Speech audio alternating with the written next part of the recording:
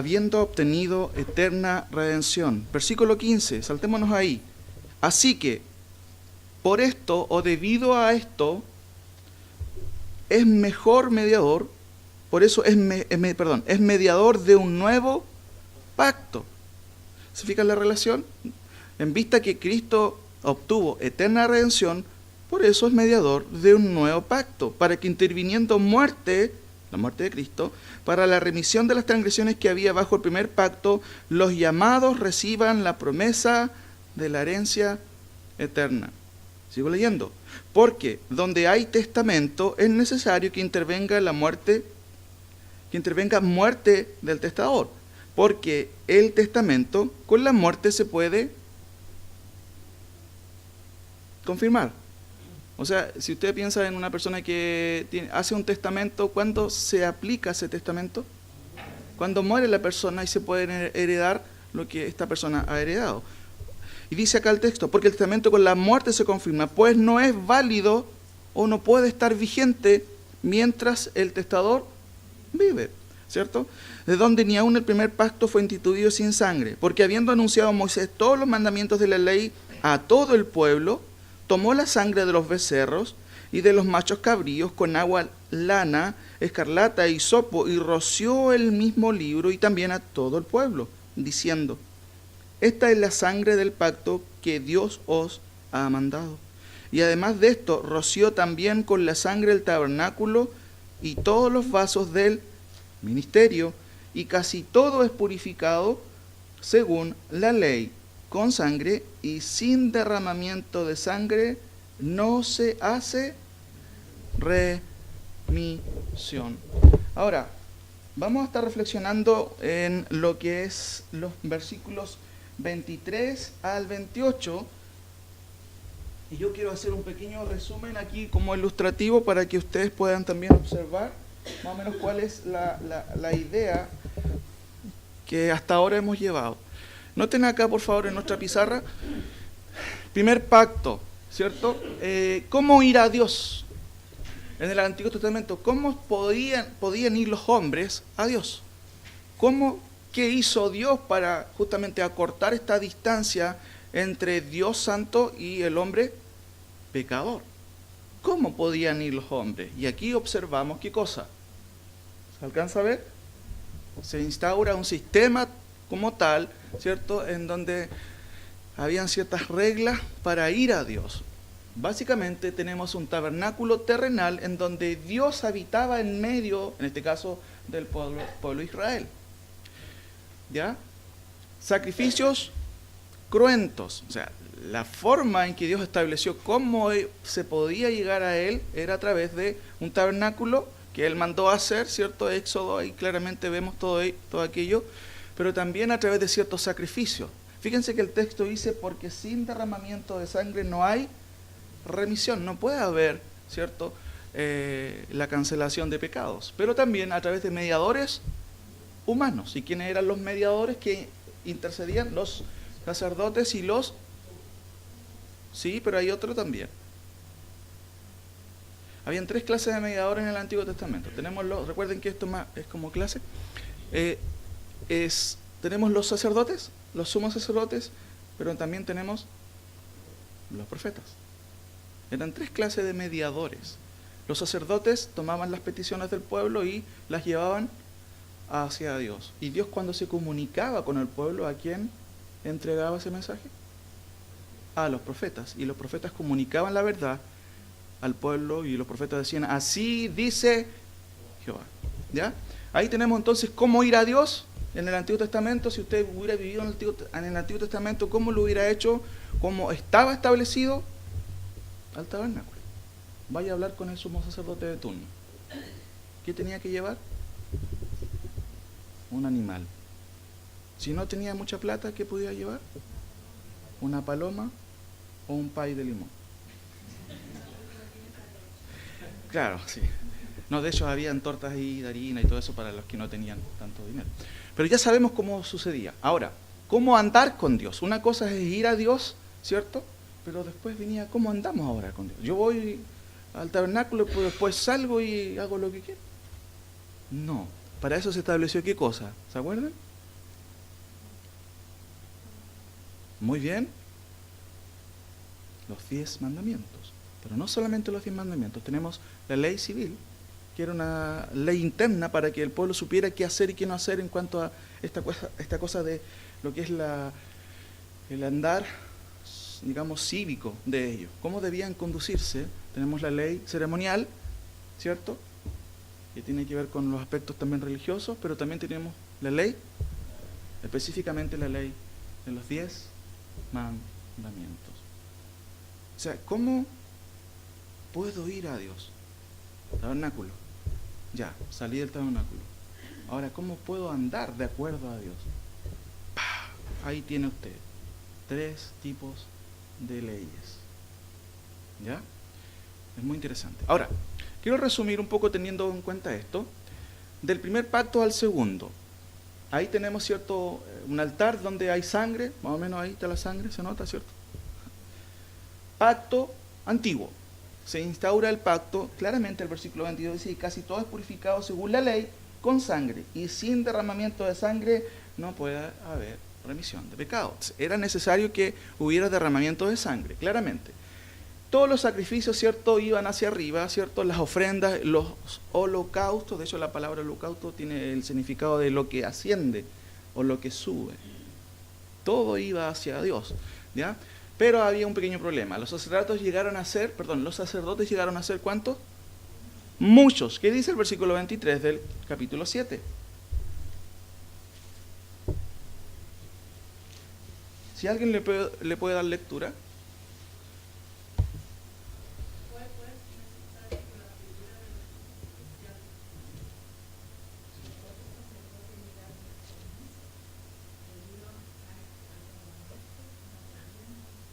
Muy bien, es el 23, ¿cierto? Y los sacerdotes llegaron a ser muchos, porque morían. ¿Me entienden? Otra cosa que vemos, versículo 9 del capítulo 9.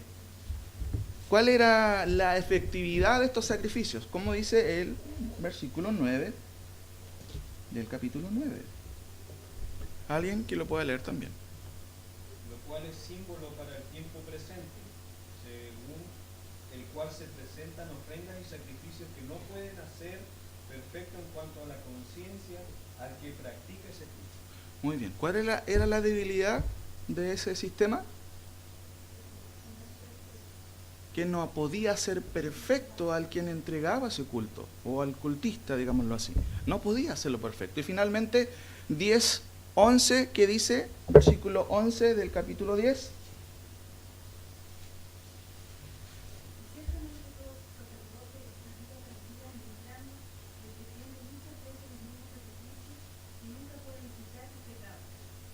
Que nunca pueden.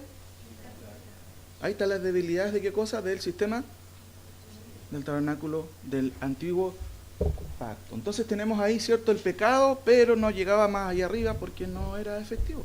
Solamente cubría temporalmente el pecado. Pero sin embargo tenemos también a Cristo, del pacto antiguo al segundo pacto. Y ese pacto se basa ¿en quién? En Cristo, en la obra justamente de Cristo. Fíjense que en el versículo 11 del capítulo 9, que acabamos de leer, pero estando ya presente ¿quién? Cristo, sumo sacerdote de los bienes venideros, por el más amplio y más perfecto tabernáculo, no hecho de manos, es decir, no de esta creación, y no por sangre de machos cabríos ni de becerros, sino por su propia sangre entró una vez para siempre en el lugar santísimo, habiendo obtenido eterna redención. Un solo sacrificio, un definitivo sacrificio, no necesitamos más. Por eso es que Cristo claramente asciende con su sacrificio al Padre y abre un camino al Padre, cosa que nunca pudo hacer el sistema antiguo. Ahora, y aquí quiero que vayamos versículo por versículo, porque en cierto sentido se puede resumir del versículo 15 al 22 y lo anterior con esta explicación. ¿Quedó claro, cierto? ¿Sí? Vamos entonces a ver algunas cosas, solamente voy a tener algunas líneas aquí. Las implicancias del nuevo pacto. Ya sabemos en términos generales cuáles son las implicancias, pero ¿qué es lo que dice el texto aquí? Fíjense, vamos a ir versículo ahí a versículo. El versículo 22 lo que nos dice es que el nuevo pacto, ¿cierto? Fue instaurado de acuerdo a qué? ¿A una ley ajena? ¿Extraña? ¿O también cumple con lo que Dios mismo había prescrito? Fíjense lo que dice el 22. Y casi todo es purificado según la ley, con sangre. Y sin derramamiento de sangre no hay o no se hace remisión de pecados. El nuevo pacto que instaura el Señor, ¿se hizo también bajo sangre? Sí. ¿Qué sangre? La propia sangre de Cristo. Entonces el primer punto es que este pacto, el nuevo pacto, fue instaurado también de acuerdo a la ley. Cristo guardó evidentemente las prescripciones de la ley, pero también superó justamente el pacto antiguo. Claramente el texto lo vemos ahí, sino por su propia sangre entró una vez para siempre en el lugar santísimo, habiendo obtenido eterna redención, de acuerdo al versículo 12 del capítulo 9. Ahora, se expande la idea en la segunda parte. La implicancia del nuevo pacto fue instaurado de acuerdo a la ley. Segundo punto, versículo 23, fue instaurado de acuerdo a un sacrificio superior. Fíjense, 23. Fue pues necesario que las figuras de las cosas celestiales que estaban ahí en el modelo antiguo fuesen purificadas así, pero las cosas celestiales mismas con mejores sacrificios que estos. Un poco enredado el versículo, lo quiero explicar. En primer lugar, para los judíos, mis queridos hermanos, el santuario y el sacerdocio eran instituciones insuperables. Pensemos un poco como los judíos. No había otro sistema, para ellos era, como ya lo he dicho, algo insuperable. Pero en comparación a la salvación obtenida por Cristo, esto llegó a ser microscópico. No sé si me entienden la tremenda diferencia, dice un comentarista. Algunos comentaristas creen que en esta redención, ¿cierto?, que en el contexto vemos ahí en el versículo 12, también están incluidos los ángeles, porque creen que hay una redención de tipo cósmica, al mencionar que las cosas celestiales merecen ser, ¿cierto?, purificadas. Ahora, no obstante, no se habla de una purificación de los cielos, se habla de las cosas celestiales. No se trata de purificar las cosas del cielo, se insinúa que las cosas celestiales requieren cosas mejores y superiores al sacerdocio terrenal. Fíjense cómo lo traduce una versión un poco más clara. Por esta razón el tabernáculo y todo lo que en él había, que eran copias de las cosas del cielo, debían ser purificadas mediante la sangre de animales. Pero las cosas verdaderas del cielo debían ser purificadas mediante sacrificios superiores a la sangre de animales. ¿Y qué sangre fue superior a la sangre de animales? La sangre de Cristo. Versículo 23. Entonces, las implicancias del nuevo pacto, segundo punto, fue instaurado de acuerdo a un sacrificio superior. La muerte del Hijo de Dios. Por eso es superior. De hecho, esa palabra superior es una de las palabras que el autor de una u otra manera usa bastante para describir el sacrificio de Cristo. Tercer punto, la implicancia del nuevo pacto, dice, fue instaurado para representar a personas conocidas.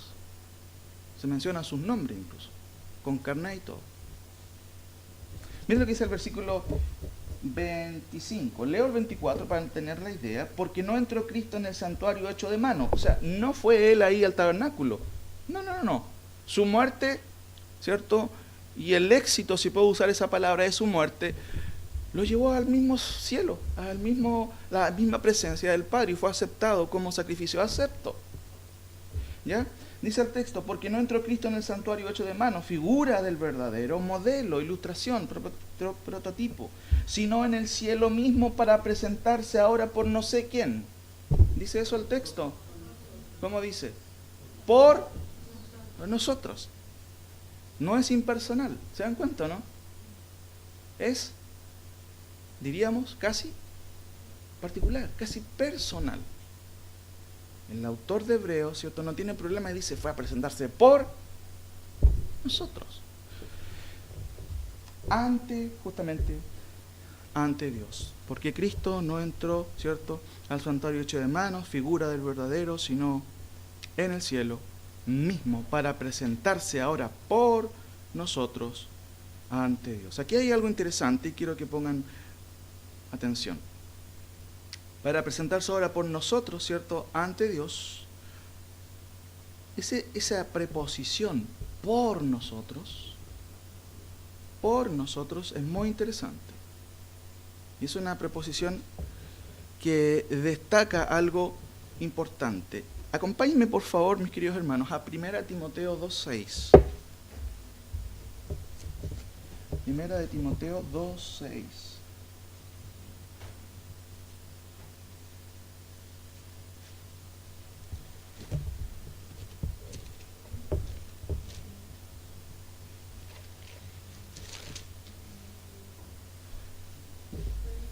¿Alguien lo puede leer con voz clarita?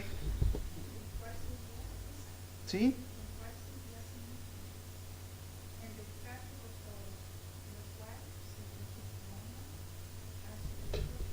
Voy a hacer la pregunta más complicada de la teología. ¿Por quién murió Cristo? Por nosotros. Le hago de nuevo la pregunta. ¿Por quién murió Cristo? Fíjense lo que dice el texto. El cual se dio a sí mismo en rescate, ¿por quién? Por todos. O sea, todos son salvos y serán salvos. Todas las personas que han existido desde la eternidad, desde el principio de la era, son salvos. ¿Y cómo hay que entender este todos ahí? Fíjense lo que dice el texto. El cual se dio a sí mismo en rescate por todos, de lo cual se dio testimonio a su debido tiempo. No se olviden, hermanos, algo muy importante cuando uno lee un versículo. ¿Qué es? El contexto. Pero vamos a ver otra cosita aquí. Miren, fíjense lo que dice el versículo 3. Porque esto es bueno y agradable delante de Dios nuestro Salvador, el cual quiere que, ¿cuántos? Todos los hombres sean y vengan al conocimiento. Le hago otra vez la pregunta. ¿Por quién murió Cristo? Por nosotros. Pero de acuerdo a este versículo, parece que Él quiere que todos los hombres sean salvos. Ahora hay que entender cuál es la idea. Y aquí quiero comentarle algo interesante. En este versículo, recuerden que estamos en Hebreos 9:24. Dice el texto claramente que Él se fue y se presentó por nosotros. Fíjense aquí, por favor. Esta preposición se lee juper. 1 Timoteo 2:6. En rescate, en pro de todos.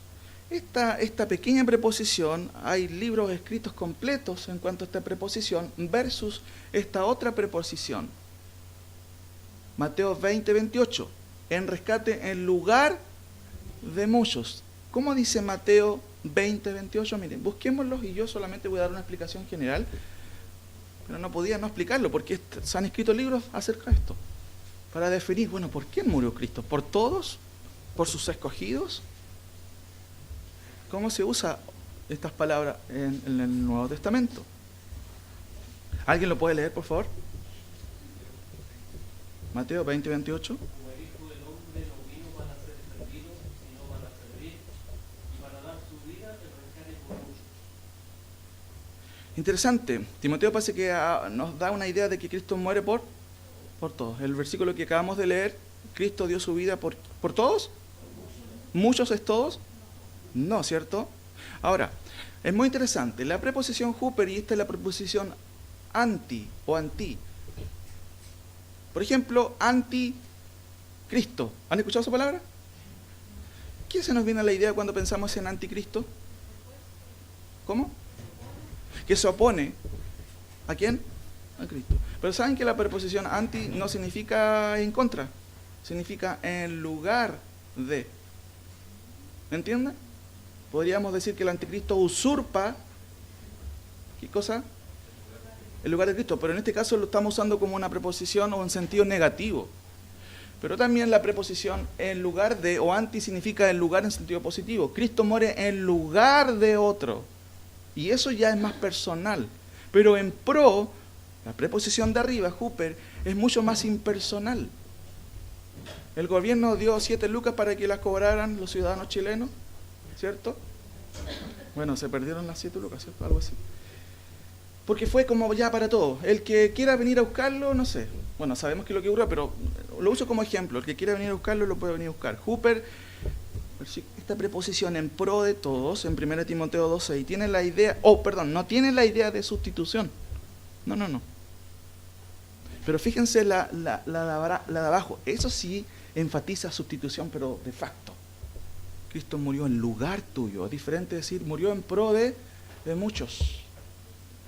¿Quiénes son esos? No sé, pero en pro de muchos. Pero cada vez que se usa la preposición anti, siempre es sustitución. Siempre es sustitución. Ahora, miren lo interesante. En rescate en pro de ¿cuántos? De todos. ¿Sí o no?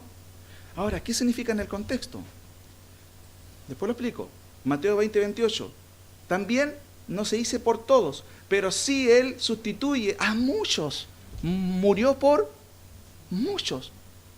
No solamente murió en pro, así como algo impersonal. No, Él tomó el lugar particular ¿de quién? De muchos. Ahora, como le dije yo, mis queridos hermanos, la sustitución, que se enfatiza siempre con la preposición de abajo, en lugar de, está muy clara en las Escrituras.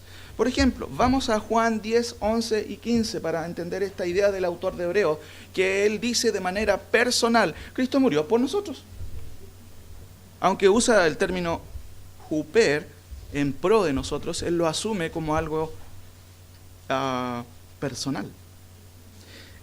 Juan 10, 11, por favor, si alguien puede leerlo, y el versículo 15 también. La sustitución en el Nuevo Testamento no es algo ambiguo.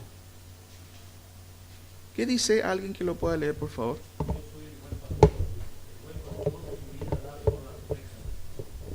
¿Cómo dice el 15?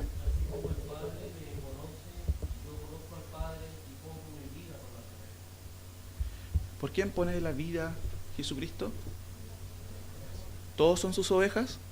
No. ¿El énfasis ahí es sustitución? Sí, porque yo pongo mi vida por las ovejas. No es algo ambiguo. Yo pongo mi vida por el que pueda llegar. No sé si va a llegar alguien, pero va a llegar. No dice eso el texto. Yo pongo mi vida por ovejas. ¿Usted es oveja? Esperamos que sí sea. ¿Cómo dice Mateo 20, 28? Por favor, otra vez, leamos ese versículo.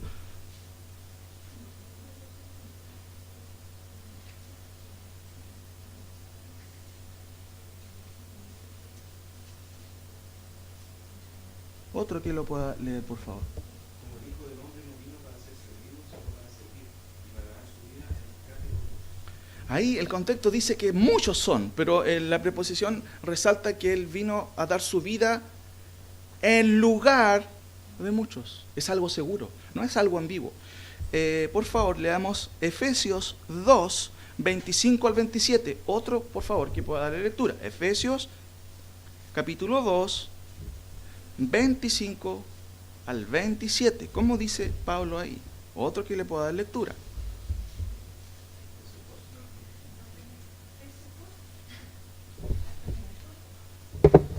Perdón. Alguien hizo algo aquí.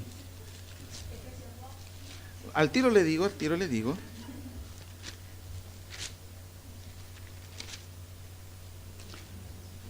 Efesios 5, 25, perdón. 5:25 al 27. ¿Alguien que lo pueda leer, por favor, con voz clara ahí?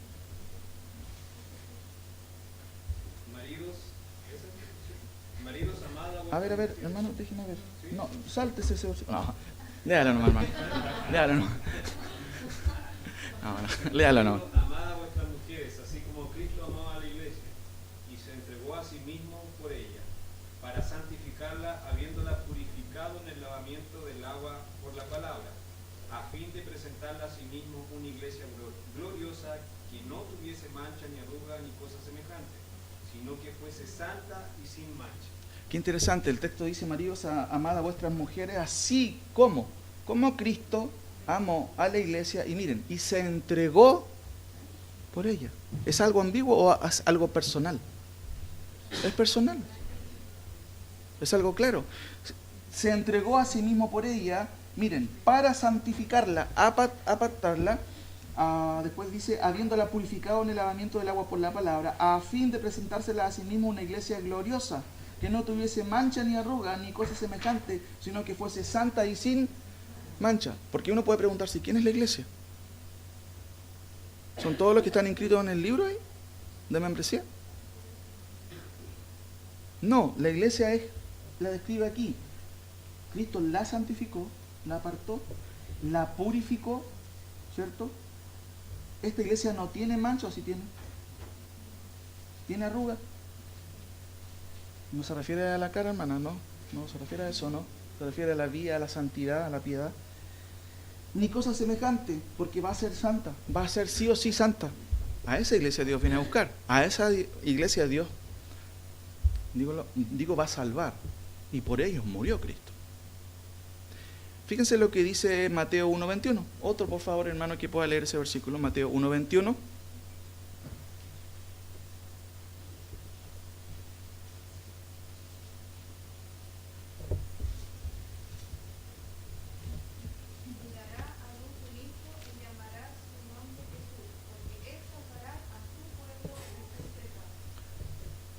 ¿Cómo se presenta ahí la sustitución? ¿Ambiguamente o tácitamente? ¿A quién va a salvar según ese texto? A su pueblo. Qué interesante. Y yo leo el último versículo que se encuentra en Romanos, capítulo 8. Romanos, capítulo 8, versículos 32 y 35.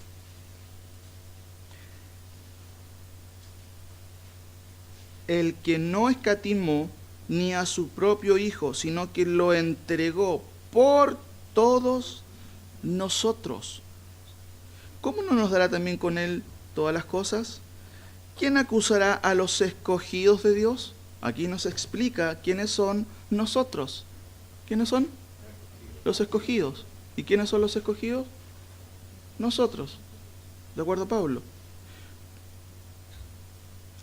Dice, ¿quién acusará a los escogidos de Dios? Dios es el que justifica. ¿Quién es el que condenará? Cristo es el que murió, más aún el que también resucitó, el que además está a la diestra de Dios, el que también intercede por nosotros. ¿Por quién murió Cristo? ¿Por sus escogidos?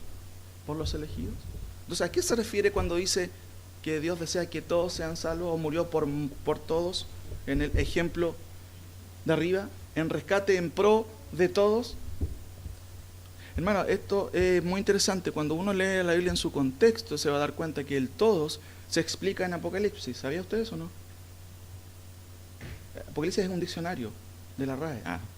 Miren, vamos a Apocalipsis y con esto paso al segundo punto. Miren, qué interesante lo que dice Apocalipsis capítulo 5, versículo 9. Alguien que lo lea. Fíjense que estamos en el escenario, en el cielo, ¿cierto? Están todos contentos. Hay una escena muy espectacular en el capítulo 4. Después se prosigue con el relato de los sellos, ¿cierto? ¿Quién puede abrir el rollo? Y en ese contexto vemos ahí algo que sucede.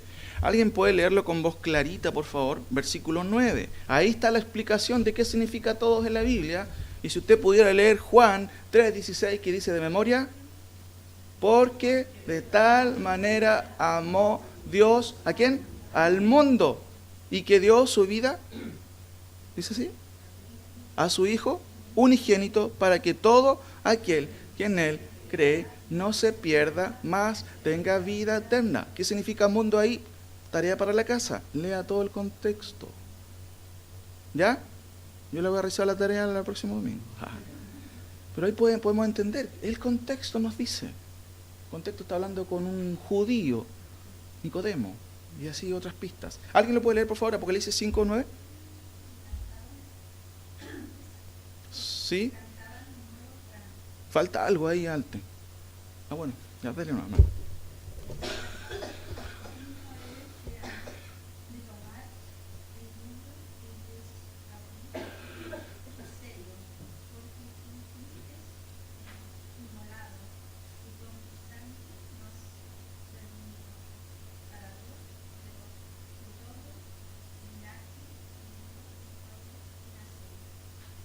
¿Alguien entendió cuál es el significado de ahí? ¿De qué podría significar todos en la Biblia? Recuerden que cuando uno estudia la Escritura y lo lee en su contexto, se va a encontrar con algo interesante. Los judíos eran muy exclusivistas y ellos pensaban que solo ellos eran los benefactores de las bendiciones de Dios. Pero eso no fue así. Fue sorpresa para ellos entender de que el Evangelio también va a ser para los gentiles. Hechos capítulo 15. Es muy interesante. Hechos capítulo 8. Sobre los gentiles también se derrama el Espíritu Santo. Y así hay muchos ejemplos de eso en el Nuevo Testamento.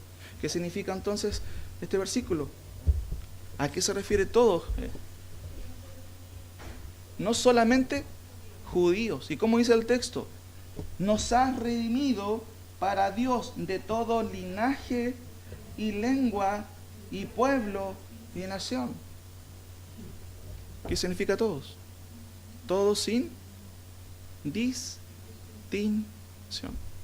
Por eso que el autor de Hebreos, si volvemos un poquito a nuestro punto, fue instaurado para representar a personas conocidas. O sea, ¿qué quiero decir con eso? No estoy diciendo que la salvación de Cristo es, bueno, no sé, si llega alguien, llega. No, la muerte de Cristo fue pensada para personas conocidas. ¿No dice Efesios que Él nos escogió cuándo? Antes de la fundación del mundo ya Dios sabía, ya Dios nos conocía. No fue algo al azar, mis queridos hermanos, no fue algo al azar. Cuarta cosa, fue instaurado como única, eficaz y definitiva, ¿qué dice ahí? Justificación. Versículo 25, volvamos ahí a Hebreos para seguir. Dice el texto ahí. Leo del 24 porque no nos perdamos la idea. Porque no entró Cristo en el santuario hecho de mano, figura del verdadero, sino en el cielo mismo para presentarse ahora, ¿por quién? Por nosotros, ante Dios, y no para ofrecerse muchas veces como entra el sumo sacerdote en el lugar santísimo cada año con sangre ajena. El sacerdote, no sé si de ahí surge el dicho, alguien tiene que pagar el pato. Porque él no lo paga, por eso es sangre ajena. ¿De quién es esa sangre? De un animal. Él entra no con su sangre, entra con una sangre ajena. Aún si hubiera sido la sangre del sacerdote, ¿hubiera servido? No hubiera servido para nada. El versículo 25 es la antítesis de los sacrificios del antiguo pacto.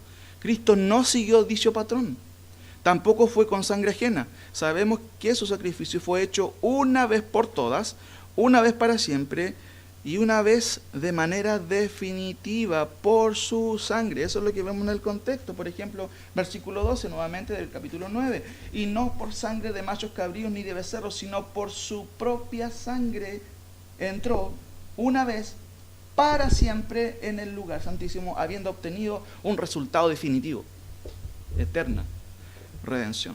Versículo 26 ilustra lo que hubiera pasado si Cristo no hubiera sido eficaz. Mira lo que dice el 26. Entra Cristo una sola vez para siempre, ¿cierto? No con sangre ajena. De otra manera, le hubiera sido necesario padecer, ¿cuántas veces? Muchas veces. Hubieran repetido, no, ahí tenemos que hacerlo de nuevo, tenemos que hacerlo de nuevo. Otra vez armemos este tema, hay que hacer otra vez el sacrificio. De otra manera, le hubiera sido necesario padecer muchas veces desde el principio del mundo. Pero ahora, en la consumación de los siglos, se presentó una vez para siempre por el sacrificio de sí mismo para quitar del medio el pecado. Se resalta entonces claramente que Cristo, o el nuevo pacto instaurado por Cristo, fue instaurado como única, eficaz y definitiva justificación. El autor de Hebreos no es tautológico, o sea, no es redundante al repetir la frase y no para ofrecerse muchas veces. Fíjense lo que dice el versículo 27 del capítulo 7. Volvamos atrás un poquito. Capítulo 7, 27. 7, 27. Que no tiene necesidad cada día, como aquellos sumos sacerdotes, de ofrecer primero sacrificios por sus propios pecados y luego por los del pueblo. Porque esto lo hizo Cristo una vez para siempre. Versículo 28.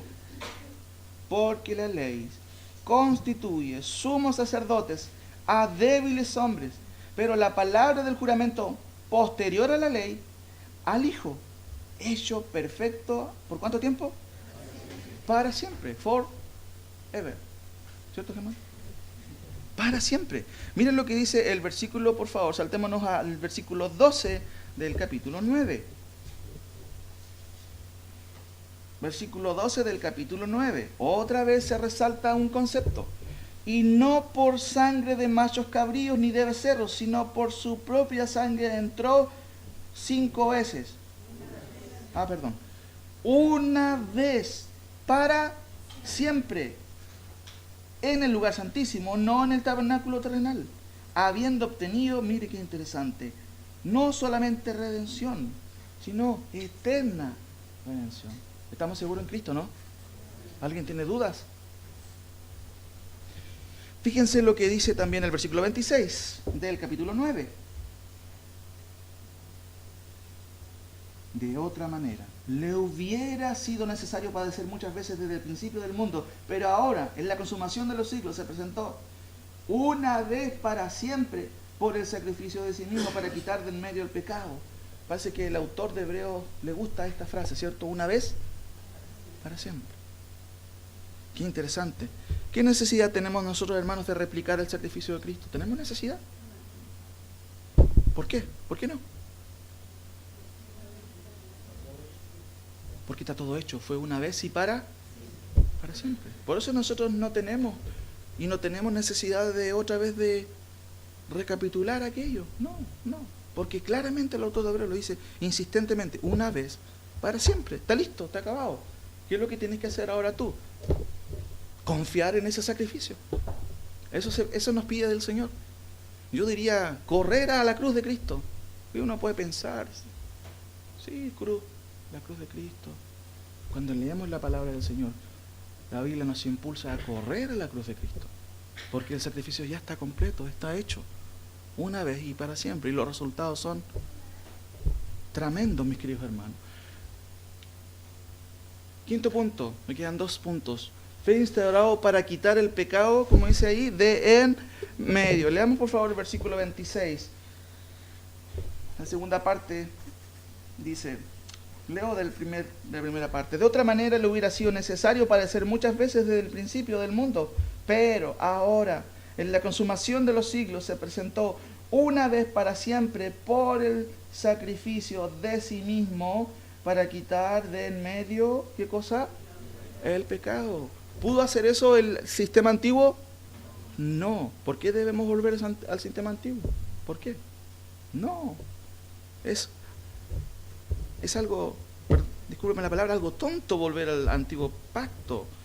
Ahora, fíjense, voy a leerle varias versiones porque la idea del texto es un poco diferente. Cristo ha aparecido una sola vez y para siempre ofreciéndose a sí mismo en sacrificio para quitar el pecado.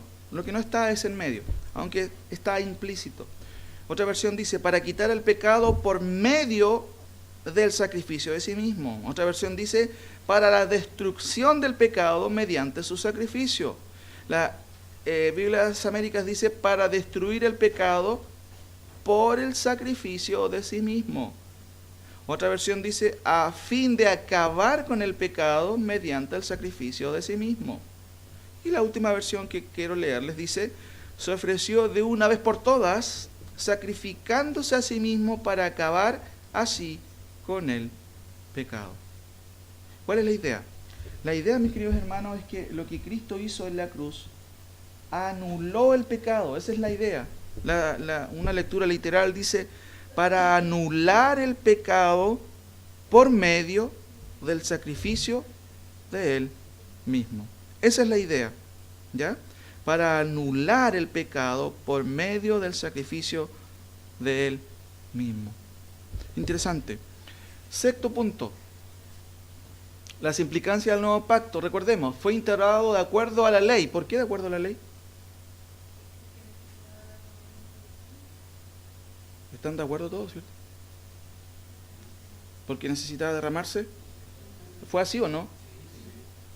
¿Se cumplió la ley? Sí. No se salteó la ley. Fue integrado de acuerdo a un sacrificio superior. ¿Fue un animal que se sacrificó para instaurar el nuevo pacto? Fue la sangre del propio Señor Jesucristo. Tercero, fue instaurado para representar a personas, ¿quién sabe quién? No, ¿por quién? Personas conocidas. Por nosotros, dice el autor de Hebreos, ¿cierto? Fue instaurado como única, eficaz y definitiva justificación. ¿Necesitamos replicar ese sacrificio? ¿Necesitamos complementarlo? ¿Le falta algo a ese sacrificio? No, no le falta nada. Fue instaurado para quitar el pecado de en medio, o fue Cristo que, ¿cierto?, se sacrificó para cubrir o para tapar el pecado, ¿sí? ¿Que no lo vea? ¿Para qué? Para anular el pecado. Para anular el pecado, mis queridos hermanos. Y finalmente fue instaurado, me quedan 2 puntos, instaurado para llevar el pecado de muchos. Se repite, fíjense, la idea de por nosotros. Miren lo que dice el versículo ahí. Se presentó una vez para siempre por el sacrificio de sí mismo para quitar de en medio el pecado. Ahora, eso corresponde al versículo 28. Pero antes tenemos un versículo 27 que dice: de la manera que está establecido para los hombres que mueran, ¿cuántas veces? O sea, no andan almas en pena, ¿cierto? ¿O sí? No, eso son mentiras.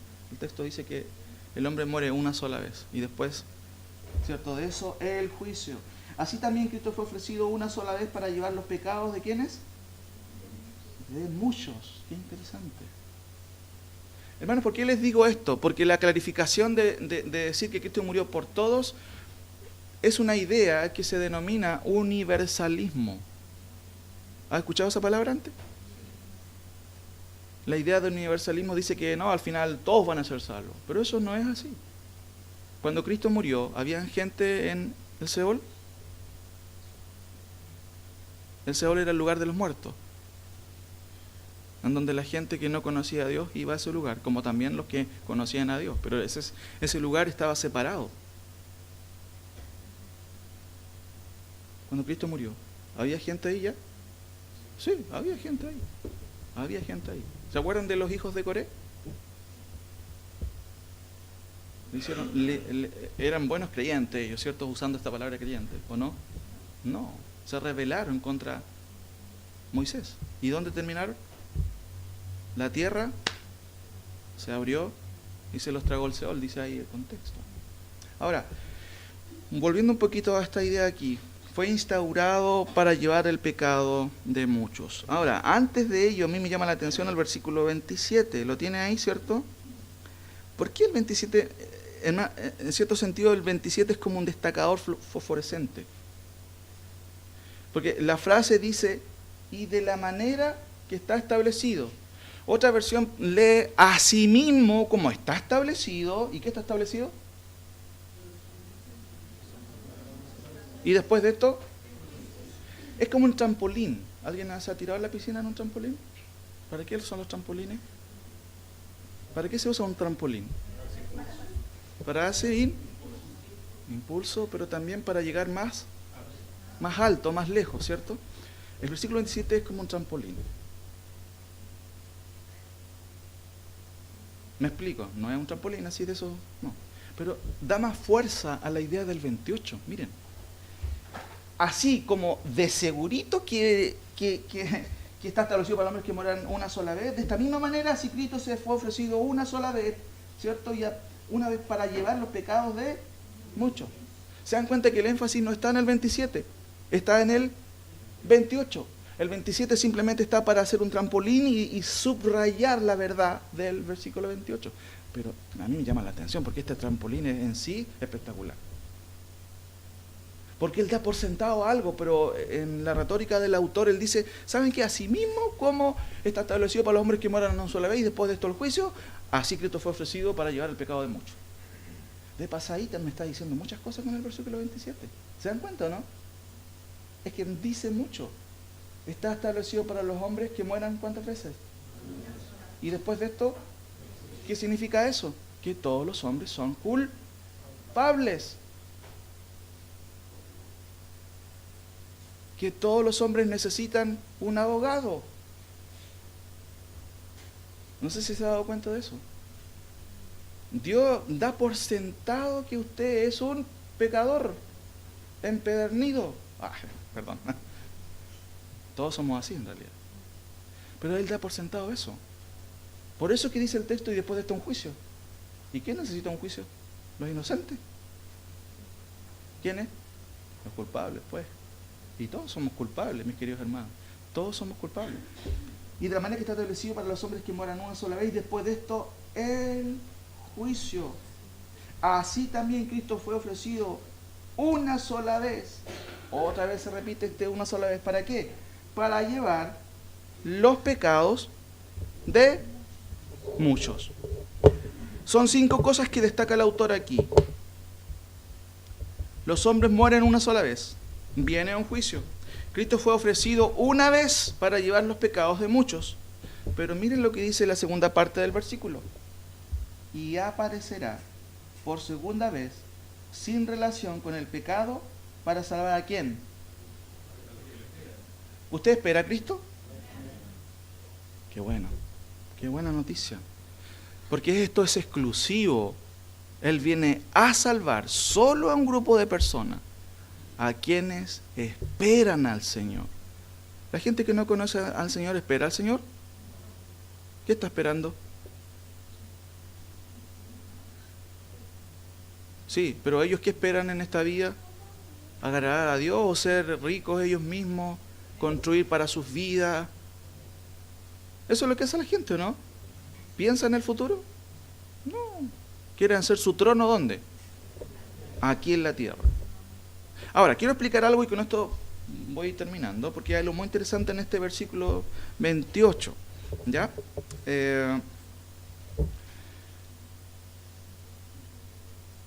Fue instaurado, y este es nuestro último punto, para rescatar a un grupo puntual. ¿Quién es ese grupo puntual? Lo hemos visto ya en el contexto. ¿Quiénes son? Primero,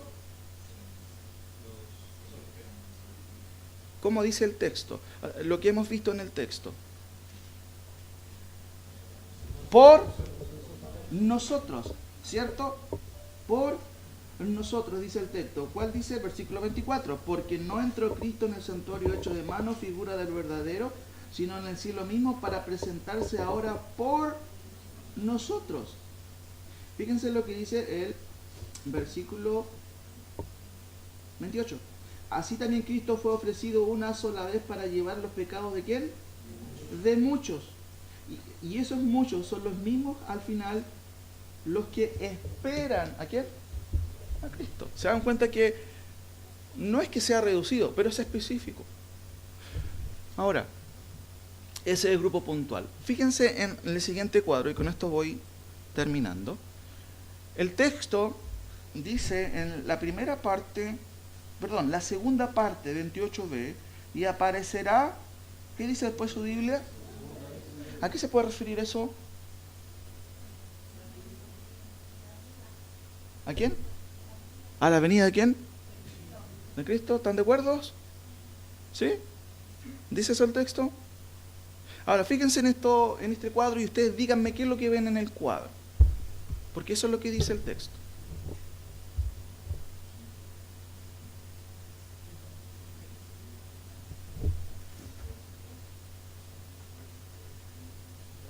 ¿Alguien sabe lo que significa lo que dice ahí?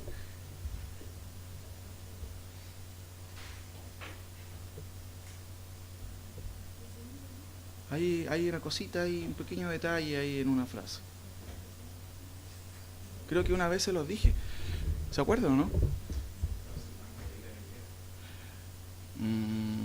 Puede ser, pero hay un detalle ahí en el texto, en la primera frase. ¿Sé qué? Andrés, ¿se resalta, dices tú, con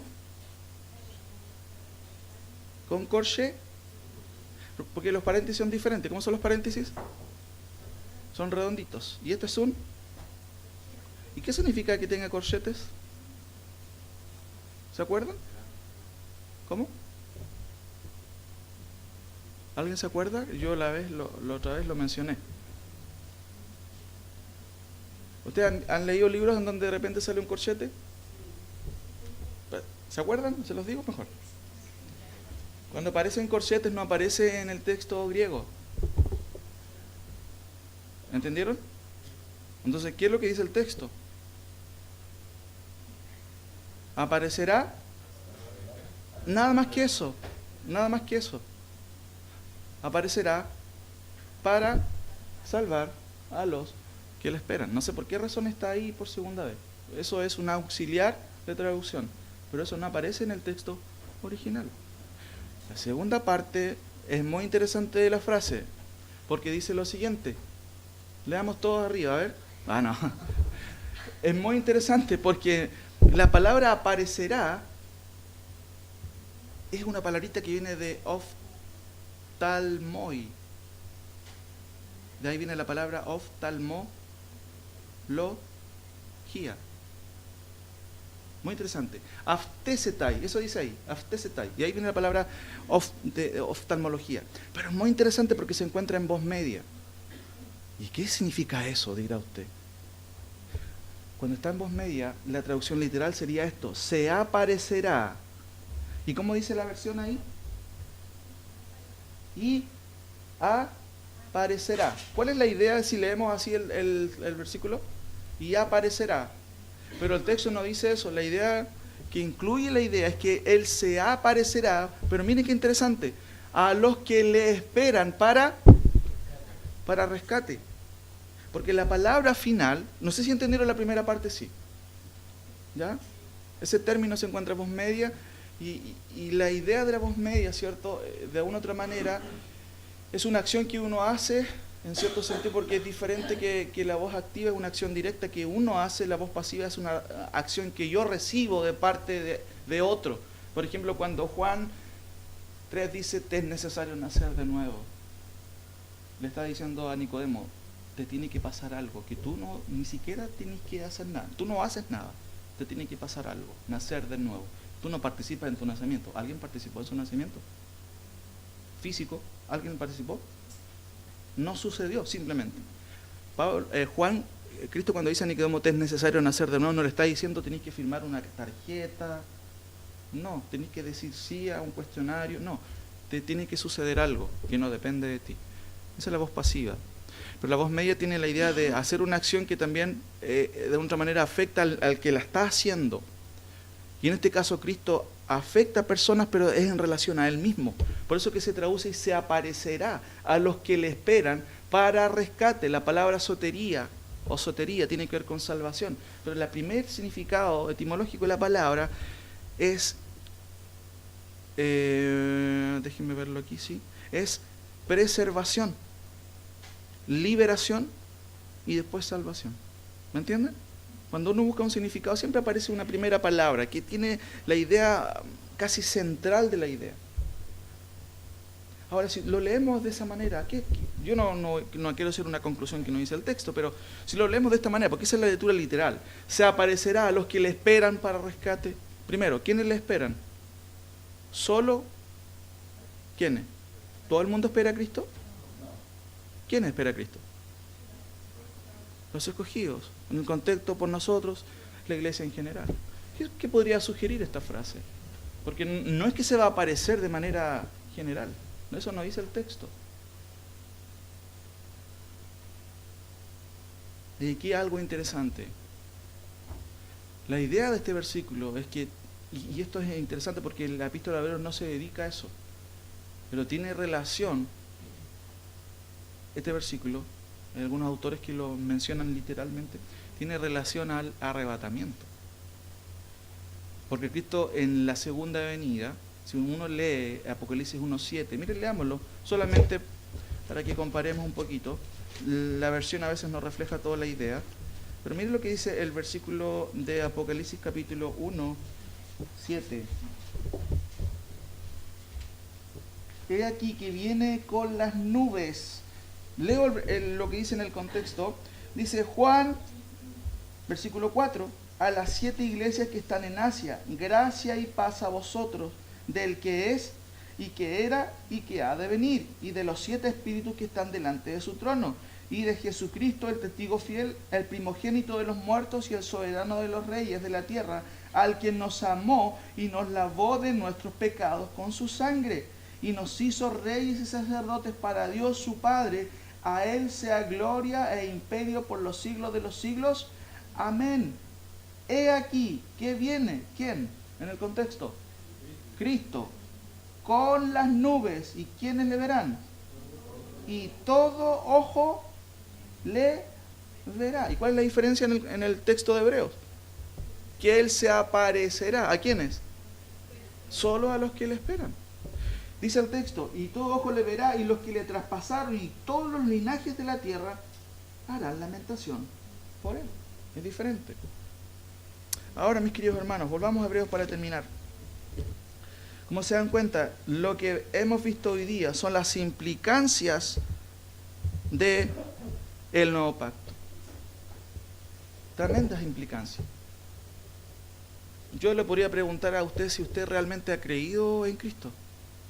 ¿Han creído en Cristo? ¿Qué significa creer en Cristo? Muchas veces usamos esa palabra. No, pues yo creo en Cristo. ¿Cuánta gente cree en Cristo en Chile? A ver. Todo el mundo cree en Cristo. ¿Cómo podríamos cambiar la pregunta para que se entienda la idea? Ayúdenme ustedes, a ver. ¿Has abrazado a Cristo? Sí, podría ser. ¿Sí has creído en la obra redentora de Cristo? Sí. ¿Cómo? Sí, también, pero como que nos alejamos un poco de la idea central, porque recuerden que Cristo muere en lugar de ¿quién? De otros. Muere en sustitución de otros. Entonces podemos decir, Cristo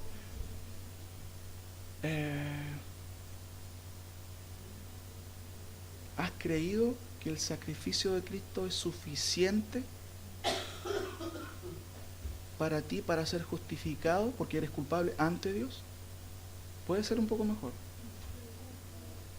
Y esa es la pregunta que todos deberíamos preguntarnos cuando nosotros hacemos y comunicamos la verdad. No pregunte, ¿usted cree en Cristo? Perfecto. ¿Cómo se justificará el hombre ante Dios? Porque uno puede empezar con eso. ¿Y tú cómo te vas a justificar frente a Dios? Qué interesante la pregunta, porque da por sentado qué cosa. Y que esa persona es culpable. Porque todo el mundo se piensa que es bueno, ¿sí o no? Pero no es así. La pregunta ¿es suficiente? Considera eso es creer. Yo considero suficiente el sacrificio de Cristo para mi salvación. Por eso yo corro a Cristo y sigo a Cristo. Eso es la idea del sacrificio de Cristo. ¿Usted ha creído de esa manera en Cristo? ¿Amén? Amén. Oremos al Señor.